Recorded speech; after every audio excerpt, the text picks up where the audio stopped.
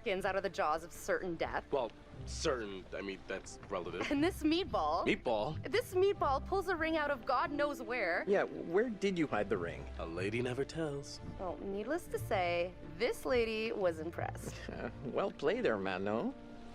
Wasn't Conrad gonna get us some more beers after he helped Fliss? Maybe he decided, hey, I'll drink some, and then he got drunk. And since he was drunk, he forgot to bring it to us. And he just kept on drinking, and he drank all of it. Sounds like you've had some experience with this kind of phenomenon. Yeah, I've been studying it for years. I'll go look for him. Oh, we found a bullet lodged in the plane. Huh. I left it below deck if you want to check it out. So, how does it feel to soon be known as the Mrs. Julia Smith?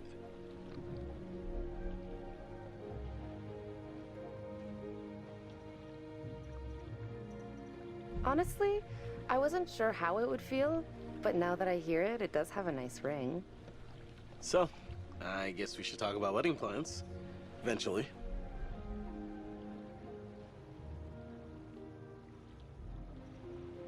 Now you're speaking my language. I'm taking lessons. Yeah, I can't wait for us to plan everything together. I was so worried you might say no.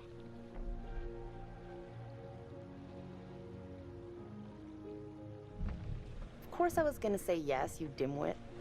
I'm happy you did. The second you said yes, I could see our whole future rolling out ahead of us.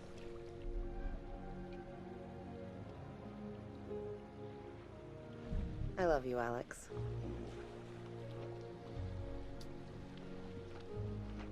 Where did everyone go?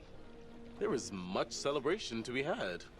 I'll go find them. You just relax. Hey, you seen my brother? Or Fliss? No, I got distracted. Let's go get him. Sure.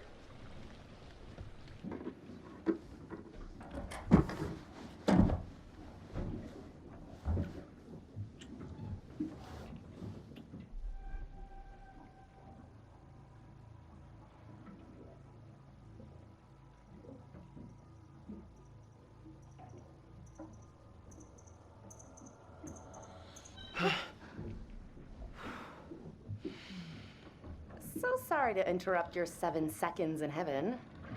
Oh, yeah, the beers. I was just getting them now.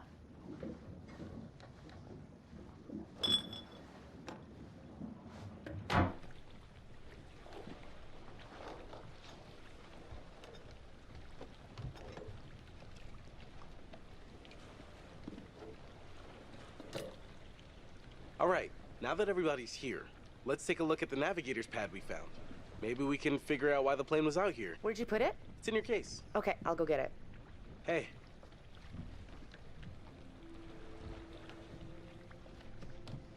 So, how's it feel to be a man post-proposal? Relieving, honestly. Been carrying that around for a while.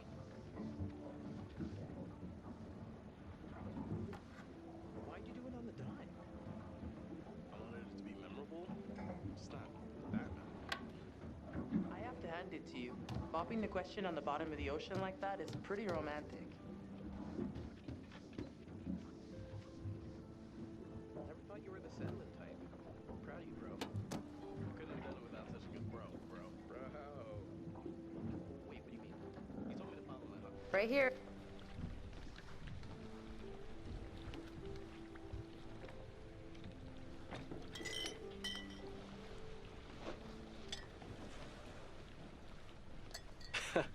You'll get no resistance there. All right, everyone, check it out. Manchurian gold.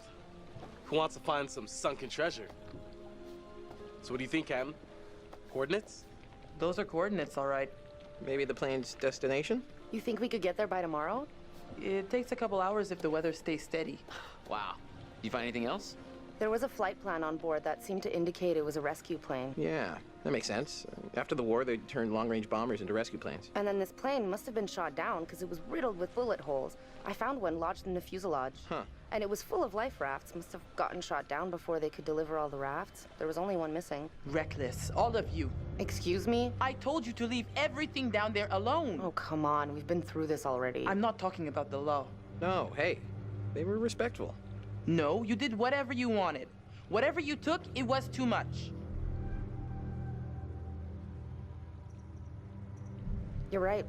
We should have been more careful. That's not me, I'm sorry. Okay, maybe. I don't know you. You should have never gone down to that plane in the first place. It's bad luck. You think you can scavenge down there and it makes no difference, but every single thing you bring back has an essence. It's like a ghost you invite to the surface. Here we go. Huh. I never thought about it like that. You never think about much of anything. Well, maybe I never heard about such cool ghost stories. They're not cool ghost stories. Not like for fun. People drown in these waters and you have to respect their resting place. Damn straight. Brad, you got a fun ghost story, right?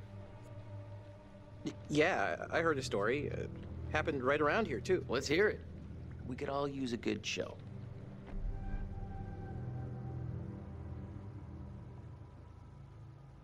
I don't know if Brad is really the scary type, you know? Well, don't get too confident. This is a pretty scary story.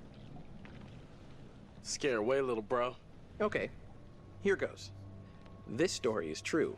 It had happened right near here, in an old lighthouse. Classic setup. Wait, true story? Where'd you hear this?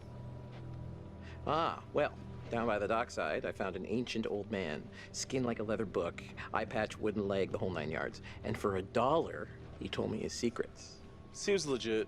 The lighthouse stood atop an atoll, isolated from the rest of the world, a lone beacon in the night, a sailor's respite. The lighthouse keeper would hear the waves pounding the rocky shore. One misty morning, he comes upon a woman, covered in blood. She's stumbling down the beach. He hurries to her aid, and she falls into his arms, sobbing. As he hurries her back to the lighthouse, he asks where she's from. He doesn't waste any time. Smooth.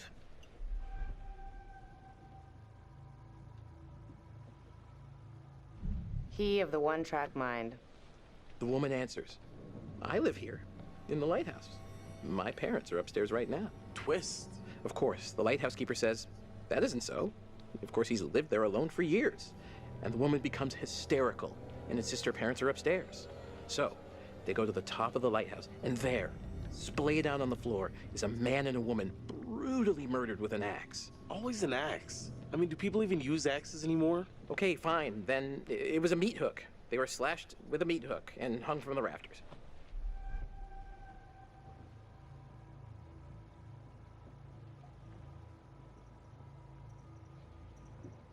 So gross. Okay, so who did it? So, the woman, she's still hysterical, says her husband did it. And he's still here, in the closet. Huh. The husband, eh? So is this a warning to all future brides? Hey, no backseas. You're locked in.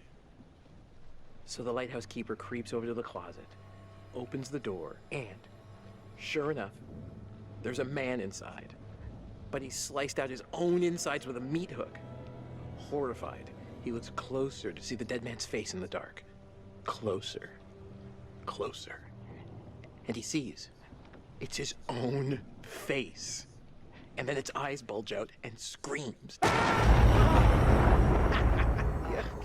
gross. horrible. Hey-oh, super twist. Nice. Nice one, Squire.